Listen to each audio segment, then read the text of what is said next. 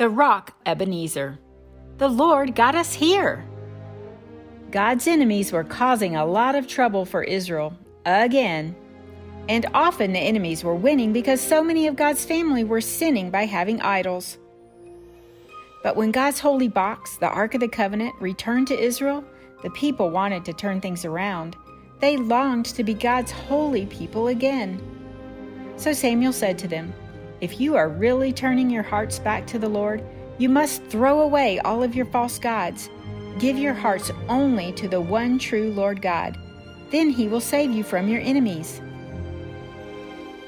And do you know what? They did. They obeyed and got rid of all the yucky idols. They served only the Lord.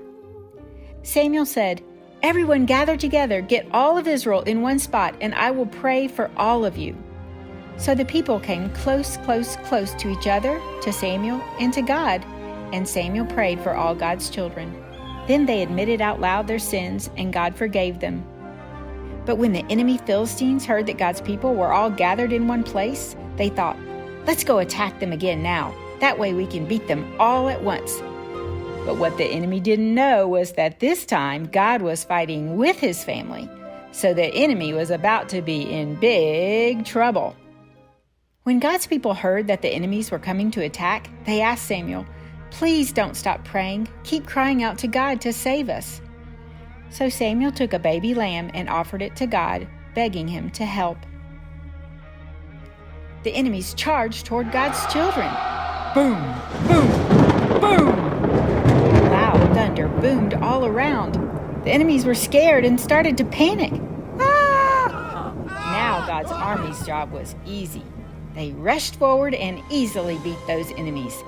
God had helped them and had given them the victory once again. Hooray! After this, Samuel took a big stone and put it in the place where this amazing thing had happened. Samuel said, "The Lord has helped us get this far." And he named the rock Ebenezer, which means rock of help.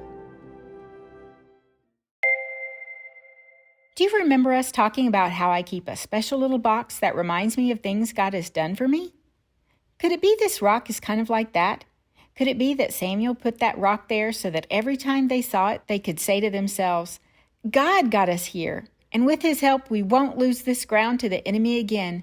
God got us this far, and we're not going backwards." As you grow and follow God, you'll see things in your life where God helps you win victories over sin. You may already see little glimpses of that in your life. Like maybe you used to be very selfish with your toys, or maybe you used to get angry if you had to take a bath. Those things are very bad, aren't they? But with help from those who know and love God, maybe you've already learned to pull those yucky bad weeds up and be a cheerful sharer or a happy bather.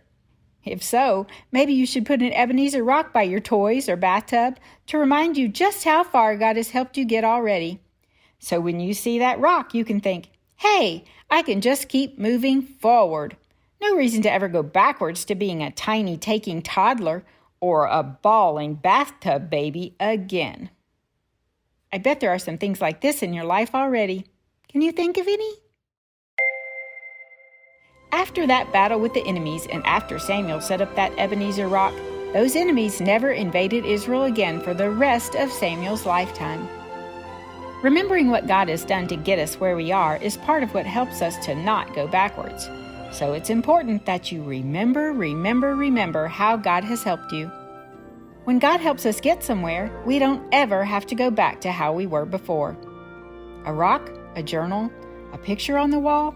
Have some rock-solid reminders to help you remember just how far God has helped you get, and hold on to it.